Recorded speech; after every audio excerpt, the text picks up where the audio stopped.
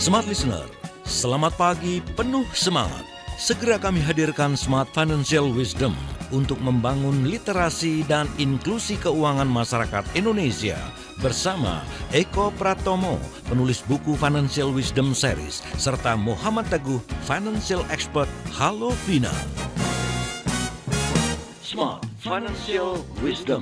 Smart Financial Wisdom. Smart Way to Happiness. Selamat mengikuti.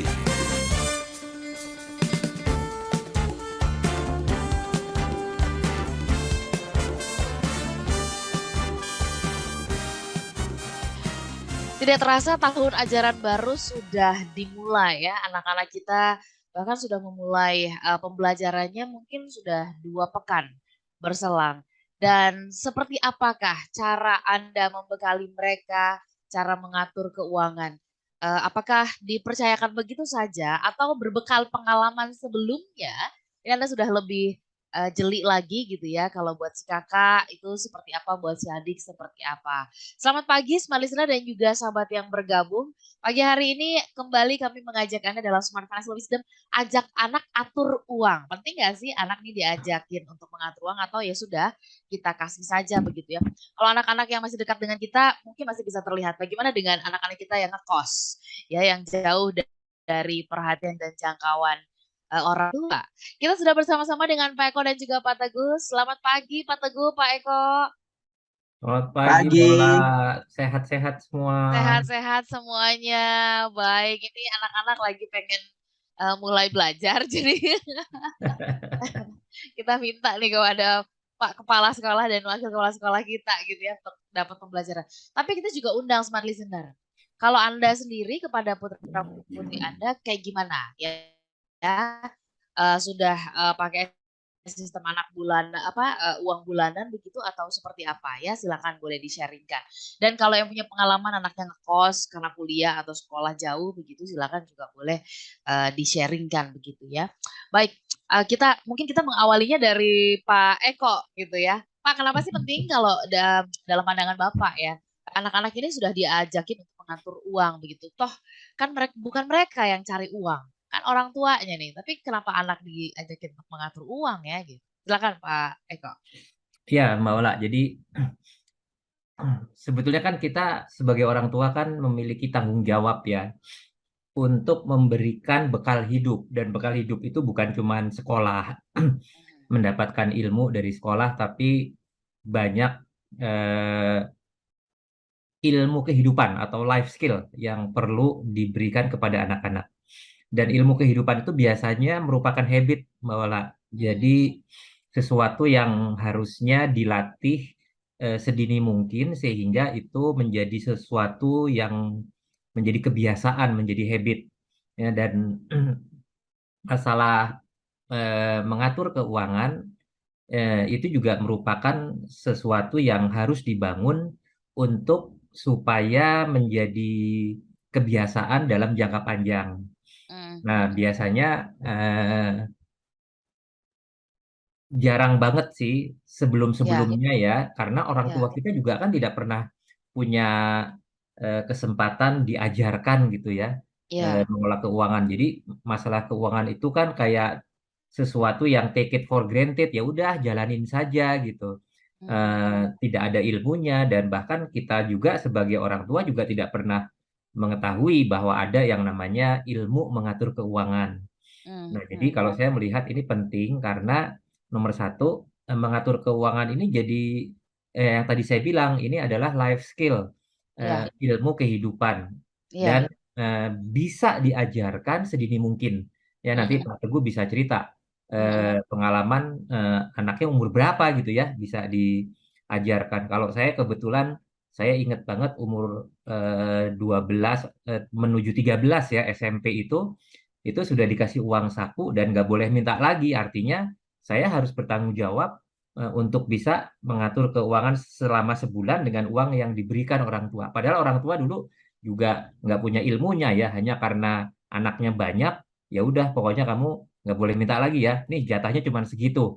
Eh, saya juga nggak ngerti gitu. Dari mana ibu saya bisa memberikan pengajaran seperti itu. Tapi Iya, iya. sekarang kita bisa melakukan kepada anak-anak kita karena memang ada ilmu untuk membiasakan mengatur keuangan dengan baik. Iya. Itu relevan nggak sih Pak Teguh gitu ya? Karena ya saat ini segala hal itu mudah kita jangkau. Anak-anak juga mereka mendapat penawaran tuh banyak ya di zaman sekarang ini ya. Pak Teguh ya, penawaran beli ini, beli itu, jajan ini, jajan itu yang online dan sebagainya. Sementara kalau kita lihat dari kemudahan membelanjakan juga ini ya sangat mendukung begitu. Kalau begitu, eh, apakah ini relate gitu? Kalau zamannya Pak Eko, ya terbatas segala sesuatu, Pak Teguh gitu ya, termasuk pilihan-pilihan. Bagaimana pandangan Pak Teguh? Pak Eko ya tadi ya. Beda Iya. sama zaman saya nanti. Oh, zaman Bapak beda lagi ya? Enggak bercanda.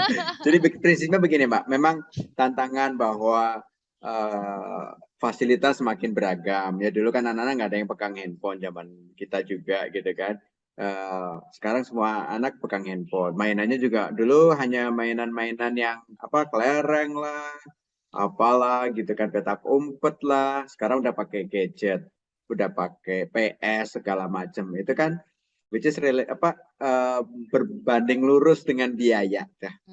Dan artinya tantangan orang tua hari ini tentu lebih complicated dibanding mungkin tantangan pada zaman dulu. Tetapi inovasi untuk dapetin income juga mungkin fasilitas lebih besar daripada zaman dulu. Tapi hal itu menimbulkan suatu kebutuhan untuk punya seni, untuk punya keahlian kita dalam mengajarkan anak untuk bekal hidupnya, termasuk mengajarkan anak bagaimana atur uang mereka. Nah itu malah.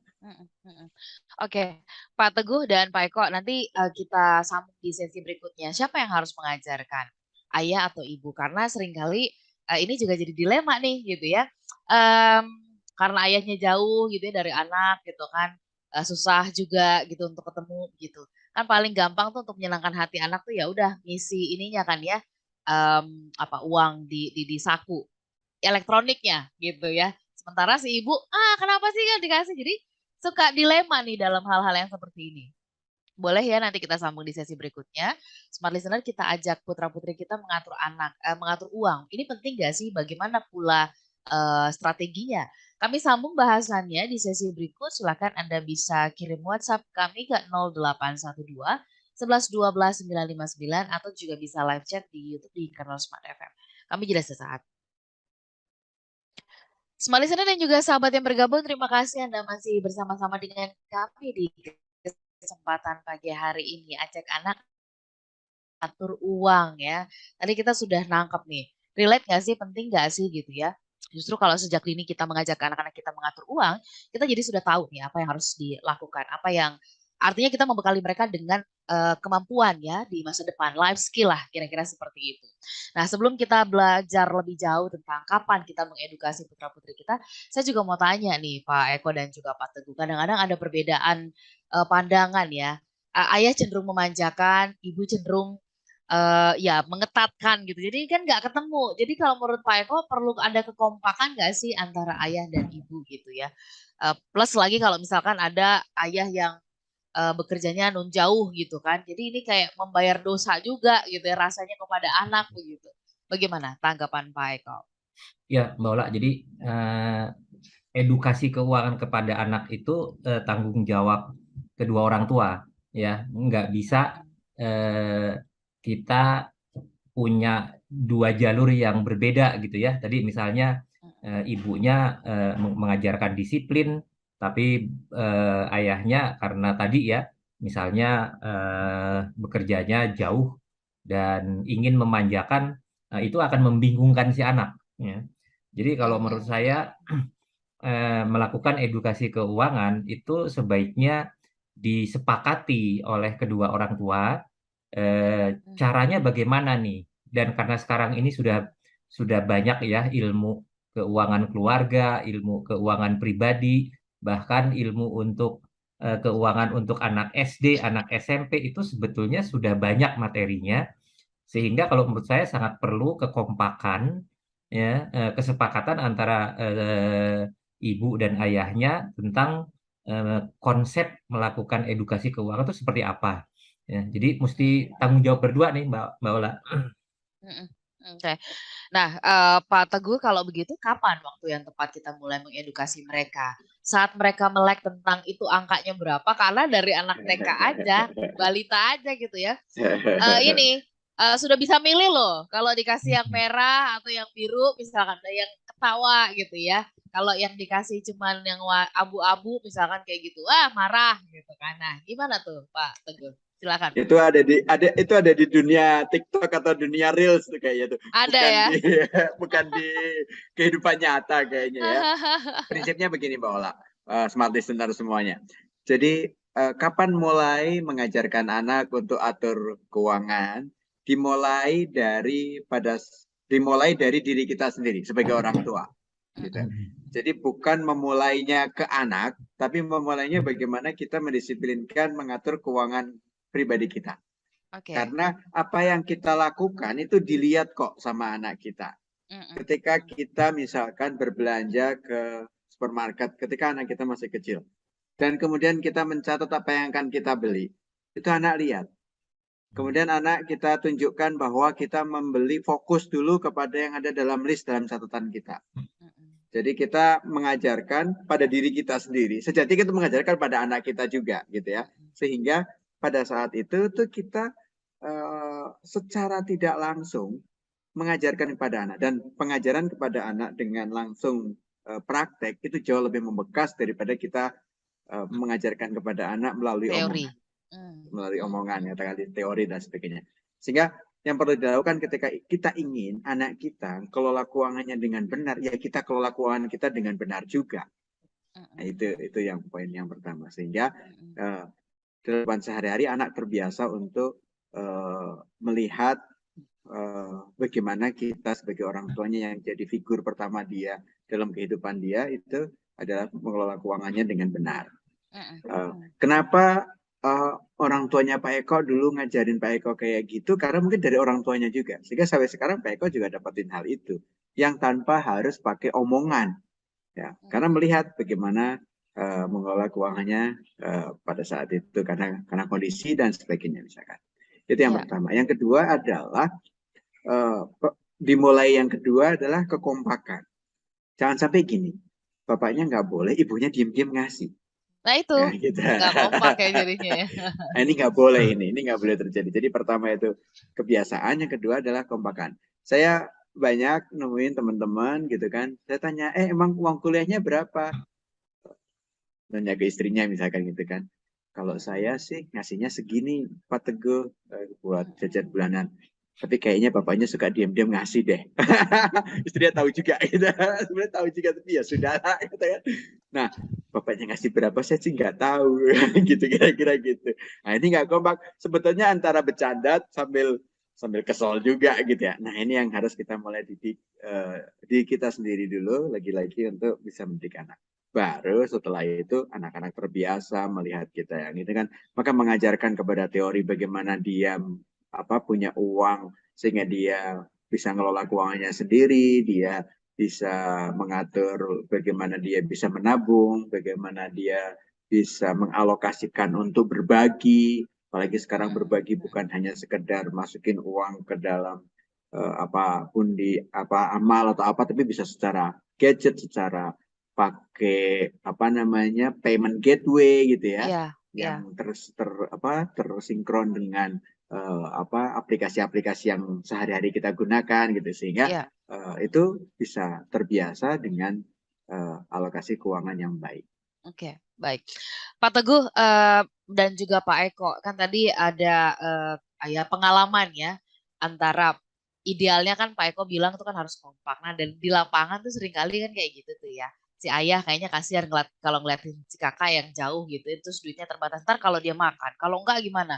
Kalau kurang uang gimana? Dan sebagainya. Nah, seringkali kan orang tua terjebak dalam sindrom sayang banget sama anak. Dan kasihan gitu ya. Kasihan loh Pak Eko, Pak Teguh nih kalau sampai nanti kurang uang. Bagaimana mengatasi sindrom kasih sayang dan sindrom kasihan ini loh? Pak Eko, Pak Teguh? Ya, Atau ini sebenarnya natural-natural aja? Atau sebenarnya enggak, orang tuh harus belajar untuk kadang-kadang ada tega-teganya dikit gitu. Silakan Pak Eko. ya, Maula. Jadi dulu saya pernah ada satu tulisan Maula ya dalam mendidik anak perihal mengatur keuangan itu ada yang disebut control pain. Ya, jadi kalau bahasa bahasa Inggrisnya itu dibikin prihatin gitu, Mbak Ola. Ya, artinya apa? Artinya kita harus sepakat bahwa mengelola keuangan itu tujuannya adalah satu untuk memang bertanggung jawab atas katakanlah rezeki yang diberikan.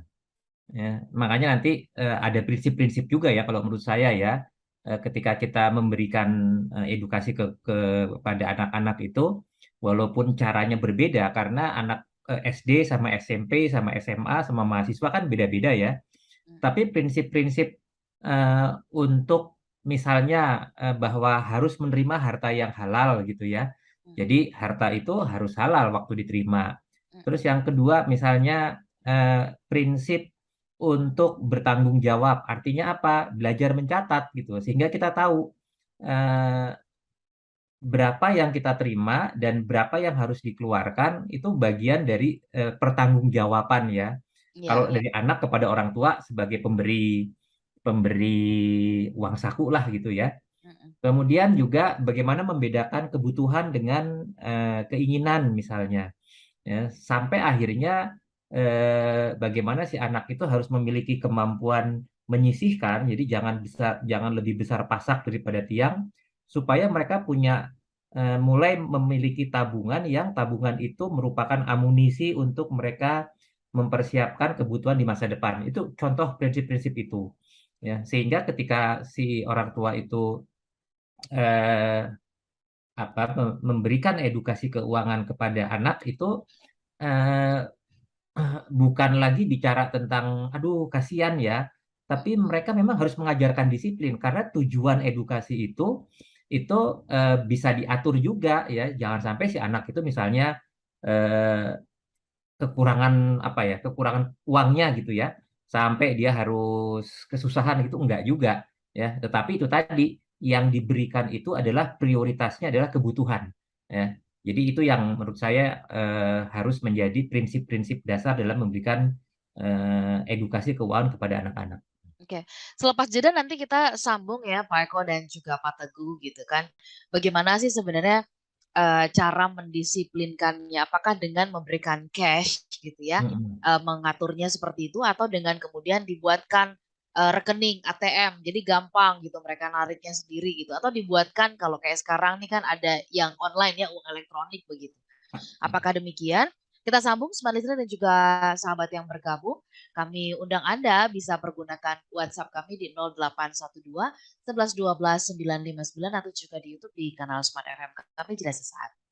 Smart Listener dan juga sahabat yang bergabung, terima kasih Anda masih bersama-sama dengan kami. Nah, ini sudah ada yang berkomentar soal ajak anak atur uang gitu ya. Pak Teguh, Pak Eko, sudah ada pertanyaan dari Pak Prima nih yang mengatakan seringkali berdebat jadinya suka jadi kayak bertengkar lah ya dengan istrinya. Persoalan mengirim uang nih kepada anaknya yang kuliah jauh gitu ya di luar kota gitu. Jadi kadang-kadang saya merasa istri justru kayak berlebihan dalam memberikan uang, padahal kan uang bayaran dan sebagainya itu tuh sudah kita langsung yang transfer deh. Sementara untuk uang bulanan, bayar kos dan sebagainya kita berikan begitu. Gimana ya caranya Pak Eko? Pertanyaan dari Pak Prima. Karena gak enak kan kalau suami dengan istri akhirnya berdebatnya berantemnya ya persoalannya itu lagi setiap bulan kan gitu Pak Eko. Silakan Pak. Ya, jadi ini sebetulnya sudah masuk kepada tips Mbak Ola ya, bagaimana kalau menurut saya dikaitkan juga tadi dengan bagaimana kita memberikan cash atau ngasih kartu debit ya. Kalau menurut saya begitu anak itu sudah memiliki kemampuan dipercaya dan diharapkan dia juga belajar mengatur keuangan, menurut saya lebih baik dibukakan rekening ya kan sekarang ada nih tabungan pelajar gitu ya Mbak Ola ya. Dan dia diberi uang saku. Ya, uang sakunya bisa mulai dengan mingguan atau udah langsung dikasih 1 bulan. Tetapi untuk memberikan uang saku ini perlu kesepakatan antara bapak sama ibunya. Ya, jadi duduk bertiga sama si anak ini kalau sudah lumayan dewasa ya. Saya pikir kalau anak SMP ke atas itu sudah bisa diberikan tanggung jawab untuk mengelola uang saku bulanan, Mbak Ola. Ya, besarnya berapa dihitung, kebutuhannya yang dia bisa bertanggung jawab itu kebutuhannya berapa, termasuk nanti ada kelebihan untuk dia menabung gitu ya. Dan bisa juga diberikan belajar untuk mencatat misalnya. Jadi dia bisa bisa tahu pengeluaran bulanan itu dibikinkan budget apa saja. Nah, itu belajar disiplin. Nah, dari situ kita bisa nanti membicarakan lagi sebulan kemudian. Coba kita lihat pertanggungjawabannya. Jadi kurang lebih modelnya seperti itu. Jadi harus ada kesepakatan sama orang tua, besarnya dana juga disesuaikan dengan kebutuhan si anak. Mungkin Pak Teguh mau nambahin, silakan Pak Teguh. Kalau saya sih ngeliatnya begini, pertama yang control pin tadi yang sebelum kita jeda ya, yang disampaikan oleh Pak Eko itu patut kita analisis lebih dalam lagi. Ada control pin itu jangan sampai gini, kita kasih uang tapi kita udah tahu bahwa uang ini pasti nggak cukup dan itu berpotensi untuk lari ke hal-hal yang kalau anaknya nggak memiliki skill yang memadai, jangan-jangan takutnya khawatirnya larinya ke hal-hal yang negatif. Pinjol lah, segala macam. Sehingga yang kita perlu lakukan adalah komprehensif bagaimana gaya hidupnya. Misalkan kos-kosannya, ya kita udah tahu kos-kosannya misalkan dalam sebulan bayarnya 1 juta misalkan gitu ya. Tapi kita ngasih alokasi sebulannya cuma 1,5 juta termasuk untuk makan, untuk segala macam. Ya hampir pasti nggak cukup kan gitu. Nah kita harus tahu kebutuhan dia tuh berapa sih dalam sebulan untuk hidup dia. Ini tadi kalau kos-kosan adalah ngomongin yang udah kuliah misalkan gitu. Kalau yang masih SMA, SMP, SD gitu kan berarti kan ada kebutuhan-kebutuhan. Kita lihat kebutuhan berapa sih untuk anak kita, benar-benar spesifik anak kita ya. Saya nggak ngomongin kelas umur SD, SMP, SMA lagi. Karena sama-sama SD juga mungkin kebutuhannya beda-beda. Yang dengan dengan kebutuhannya dia itu berapa sih gitu, katakan kalau SMP SMA itu berapa sih benar-benar spesifik anak kita, maka kita kasih more or less atau kurangin sedikit aja yang menjadikan dia mengatur budgetnya, termasuk kita misalkan targetin untuk berbagi, kita targetin untuk investasi sekian persennya. Nah kita hitung tuh, kita ajak ngobrol kebutuhannya berapa baru kita punya. Artinya apa, ketika dia punya keinginan di luar budgetnya, maka dia akan bicara sama kita gitu lah, kira-kira gitu. Iya. Artinya dia juga belajar untuk terbuka begitu ya Pak Teguh dan Pak Eko. Apa kalau begitu, kalau ya dari tadi kita lihat kan ada kayak contoh gitu ya, gambaran kebiasaan dari orang tua. Tetapi kalau dari pengalaman Pak Teguh dan juga Pak Eko begitu di lapangan, apa sih kebiasaan-kebiasaan yang dicontohkan oleh orang tua nih, kebiasaan-kebiasaan buruk yang dicontohkan oleh orang tua terus nggak sadar gitu, bahwa itu ternyata adalah sebuah contoh yang buruk gitu kan. Pak Teguh barangkali atau Pak Teguh, Pak Eko bisa mensarikannya. Silakan. Pak Teguh silakan. Ya, ini manusiawi sih sebetulnya. Ini ada kesalahan, tetapi hal yang manusiawi. Misalkan gini, nggak punya planning, nggak punya apa, tiba-tiba ganti motor. Tiba-tiba kecuali kalau motornya rusak atau apa itu lain cerita misalkan. Terus lagi jalan-jalan gitu, lagi banyak uang nih, misalkan lagi habis gajian nih, gitu kan. Terus kita contohin anak kita makan yang enak, gitu kan. Nggak salah, tapi kemudian setelah itu kita kesulitan untuk bayar kewajiban kita, bayar utang, terus membayar cicilan misalkan. Mah, ada uang nggak? Nggak ada. Lah kan si itu belum kita bayar misalkan gitu, bayar buat si mbak misalkan gitu, kan belum dibayar. Nah kira papa udah ngalokasiin, nggak kedengeran tuh omongan-omongan kayak gitu. Nah kemarin kita baru ganti motor misalkan, loh kok ternyata untuk bayar si mbak nggak ada gitu kan, padahal kita baru beli gadget, kita baru nih hal-hal kayak gini berarti kan kita ngejomplang nih antara suatu pengeluaran yang bukan karena kebutuhan dikeluarkan uangnya, tetapi untuk kewajiban yang harusnya ditunaikan tidak dikeluarkan atau tidak dialokasikan uangnya. Nah ini kan suatu hal yang mungkin manusiawi gitu ya, tetapi itu juga menjadi kesalahan yang akhirnya dilihat sama anak. Oh kayak gitu gitu. Nah kalau habis itu kita diem aja mungkin kita salah gitu. Tapi habis itu diam aja, nah itu mungkin letaknya orang tua kita juga gitu kok. Yang penting ini aja dulu. Apalagi kemudian ceritanya justifikasi bahwa ya sekali-sekali Ayahku lah. juga dulu sekali-sekali Nah, lah gitu terus ya. kita ngobrol sekali-sekali lah kita makan ini padahal ada kewajibannya. Artinya kalau setelah kayak gitu membuat kesalahan itu kita bilang ya ceritalah ke anak kita kemarin itu kita salah, Bapak lupa kalau kasihin ini harusnya nggak gitu lagi. So kita perbaikilah. Ngomong gitu aja ke anak, mungkin anak SMA atau SMP udah ngerti itu.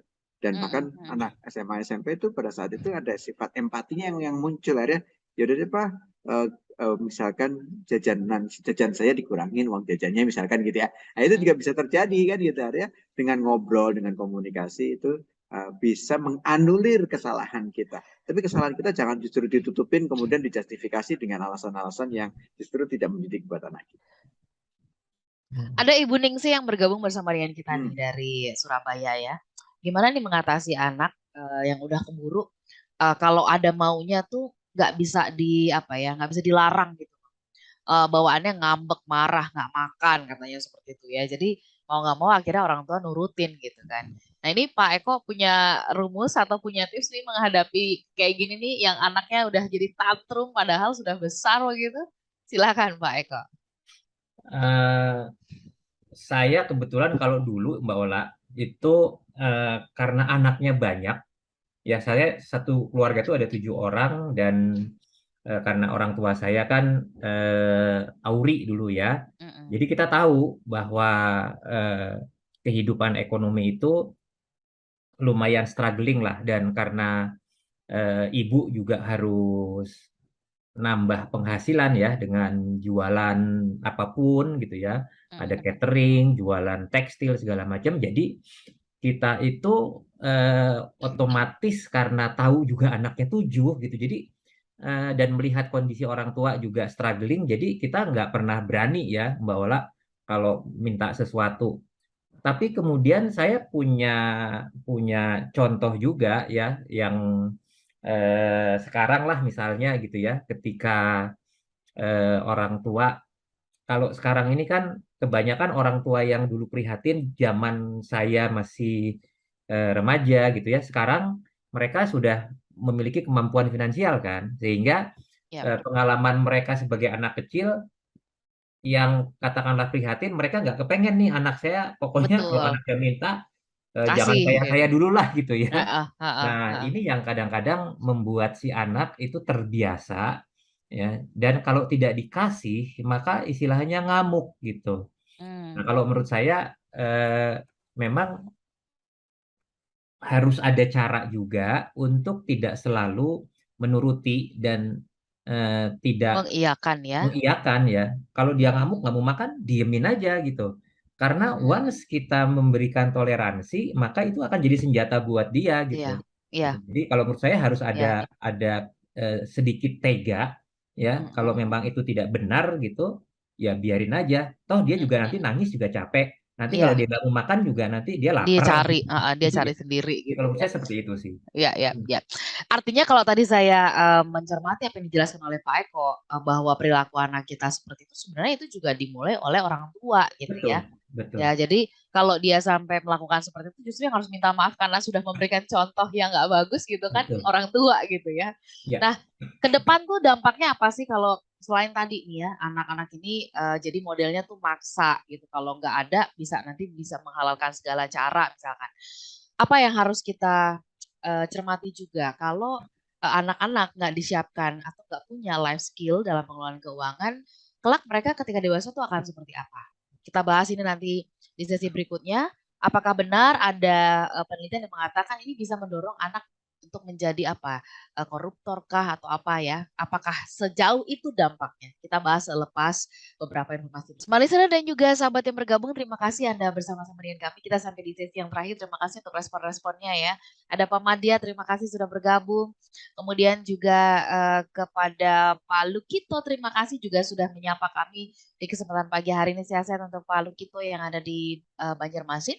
Kemudian saya juga yang menyapa ada Pak Hasibuan, terima kasih sudah bergabung dari Medan ya.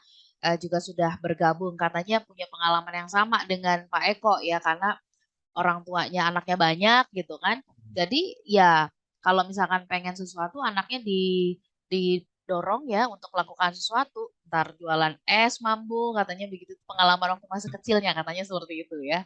Baik. Nah, kita melaju ke gimana ke depannya kalau anak nggak disiapkan life skill dalam hal pengelolaan keuangan. Ini akan bisa dipelajari dengan sendirinya begitu kalau kata banyak orang gitu ya. Nanti juga bisa dengan sendirinya gitu ya. Atau ini memang benar-benar harus diajarkan. Pak Teguh, silakan. Kalau itu pilihannya mah harus diajarkan. Karena gini, seringkali kita membekali anak untuk sesuatu hal yang sifatnya skill untuk dia mencari uang, gitu kan. Kita suka lupa mengajarkan yang sifatnya soft skill. Soft skill kadang-kadang kita hanya mengajarkannya untuk anak-anak yang masih kecil banget gitu ya, balita gitu kan. Ucapkan terima kasih misalkan gitu, terus senyum sama orang. Udah dewasa kadang-kadang kita suka lupa tuh untuk ngajarin hal yang seperti itu. Termasuk juga soft skill itu adalah bagaimana mengelola keuangan, kearifan kita bagaimana berbagi dan sebagainya. Sehingga dengan kita mendidik anak kita mengatur keuangan dengan baik, kita akan menciptakan generasi-generasi di masa mendatang yang concern terhadap literasi keuangan. Literasi keuangan ini penting buat sebuah negara, katakan buat kita di masa mendatang, karena dengan literasi keuangan yang rendah, maka tingkat konsumerismenya akan tinggi. Dan ketika tingkat konsumerisme akan tinggi, maka hedonismenya akan muncul gitu.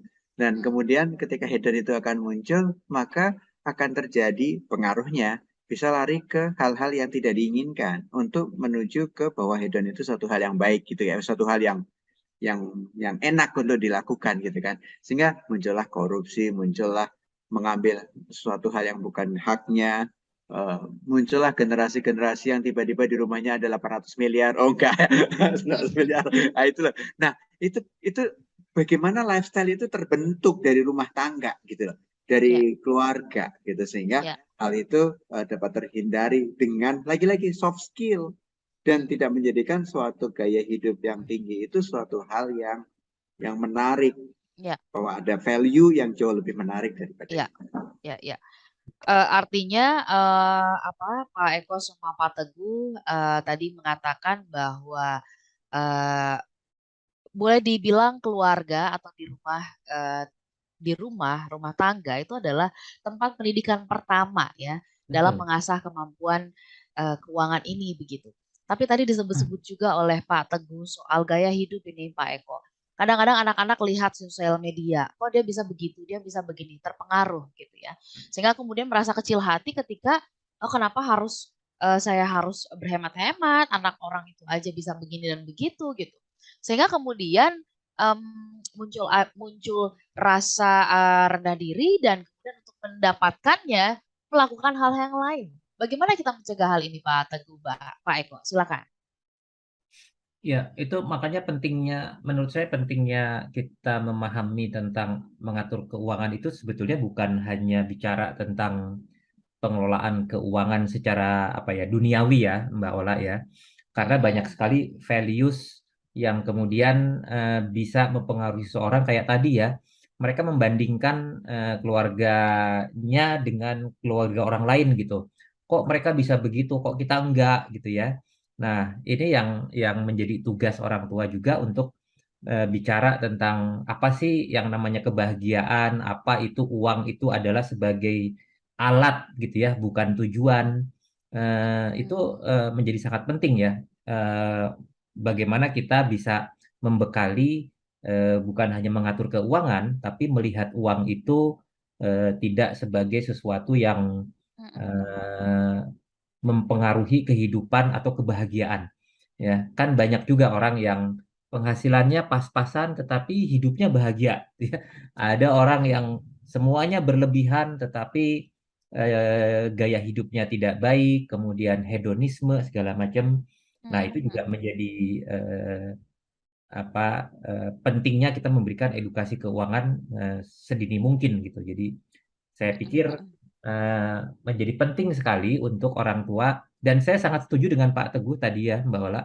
Sebenarnya mengajarkan keuangan kepada anak-anak sejak kecil itu adalah memberikan teladan, memberikan contoh ya, bagaimana orang tua itu mengelola keuangan yang kemudian dilihat ya secara kasat mata oleh anaknya ya, yang itu akan membentuk nilai-nilai ya. Jadi misalnya nih kalau orang tuanya itu memiliki penghasilan yang kemudian walaupun banyak tapi dia bisa mempola hidup itu sederhana, kemudian banyak sedekah misalnya ya, itu akan dilihat langsung oleh anak, termasuk katakanlah kebiasaan-kebiasaan, misalnya kebiasaan untuk kalau mau belanja dibikin catatannya apa yang mau dibeli ya, tidak kemudian setiap pergi nggak ada rencana, nggak ada kebutuhan, terus panik buying gitu misalnya ya, apa aja dibeli gitu. Hal-hal seperti itu akan menjadi pelajaran berharga ya, karena si anak akan mencontoh ya, apa yang dilakukan orang tua itu merupakan keteladanan yang diberikan kepada anaknya sebetulnya. Ya, ya. Baik, Pak Eko dan juga Pak Teguh, ini pertanyaan yang berikutnya kan adalah kita tahu nih ya situasi ekonomi di global gonjang-ganjing ya, BBM aja mau naik, harga-harga naik dan sebagainya. Nah, apakah ini menjadi momentum yang tepat untuk juga kita mengajar kepada anak-anak kita belajar menabung dan mulai berinvestasi begitu? Silakan, bagaimana tanggapan dari Pak Teguh? Iya, Pak. Momentum sekarang momentum yang sangat tepat untuk mulai mengajarkan anak kita untuk berinvestasi. Pertama, kondisi market lagi kondisi yang baik untuk berinvestasi, katakan gitu ya.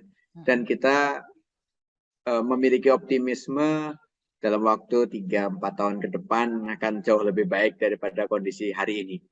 Gitu ya. Yang berikutnya adalah kondisi bahwa investasi itu saat ini bisa dilakukan melalui gadget. One click away investasi udah kemana-mana. Dan itu sangat mudah. Dan itu benar-benar membuat generasi Z gitu ya, bahkan milenial, setelah milenial pun mudah untuk melakukan investasi. Berikutnya, yang kenapa saya bilang ini menarik juga, bahwa investasi hari ini tidak membutuhkan uang yang besar. Dengan dana kecil pun udah bisa invest. Dengan dana yang biasa kita pakai buat ngopi-ngopi cantik itu kita bisa invest. Ya, itu berarti banyak. Apalagi kalau dilakukan secara rutin. Sebutlah misalkan seminggu sekali kita ngopi sekali, atau kita ngopinya dari 2 kali, dibikin ngopi sekali, yang budget sekali itu diinvestasikan setiap minggu gitu, nggak usah setiap bulan sekali, bisa kan setiap minggu invest, itu suatu nominal yang bisa untuk berinvestasi, dan itu berarti banyak ketika di masa mendatang. Oke. Nah, Pak Eko sama Pak Teguh, kita mau tutup ini ya bahasan kita begitu ya. Apa yang menjadi yang ingin di-highlight, bahwa kita sudah dapat gambaran betapa pentingnya anak-anak kita sejak dini. Jangan berharap bahwa mereka nanti kalau mereka sudah kuliah terus baru kita baru mulai mengajari mereka gitu. Agak sedikit telat kan ya. Nanti kalau udah punya kebiasaan, udah punya habit, mau dirubahnya susah gitu kan. Silakan, apa highlight dari Pak Eko? Ya, jadi saya berkaca kepada pengalaman pribadi ya, Mbak Ola. Saya pikir memberikan tanggung jawab bagi anak-anak yang mulai SMP sih menurut saya ya, itu untuk mengelola keuangan dengan uang saku yang diberikan, tapi juga dihitung kebutuhannya, disesuaikan dengan gaya hidup penghasilan orang tuanya. Ya, nggak boleh juga orang katakanlah memiliki penghasilan atau uang saku 1,5 juta termasuk untuk kos dan yang lain-lain ya, tapi kemudian memaksakan untuk memilih sesuatu yang di luar kemampuan. Itu menjadi penting mengatur keuangan dan bertanggung jawab atas uang saku, karena itu akan menjadi pelajaran ketika nanti mereka punya penghasilan sendiri. Ya, anak yang dibiasakan untuk menyesuaikan semua pengeluarannya dengan kemampuan uang saku yang diberikan, itu akan membuat si anak itu merasa bahwa dia harus hidup dengan gaya hidup yang disesuaikan dengan kemampuan finansialnya. Dan mereka akan memulai belajar mencatat ya, bahwa nantinya tidak perlu dicatat lagi, nggak apa-apa, tetapi diberi kesempatan untuk bertanggung jawab. Nih kalau kamu saya kasih uang sekian, apa aja pengeluarannya, dan dia bisa mempertanggungjawabkan. Dan itu untuk melatih diri pribadi gitu sebetulnya. Oke. Pak Teguh, silakan Pak Teguh. Ya, mengajarkan anak yang paling efektif adalah mulai dari diri kita, tunjukkan pada mereka bagaimana cara yang benar mengelola keuangan sejak dini.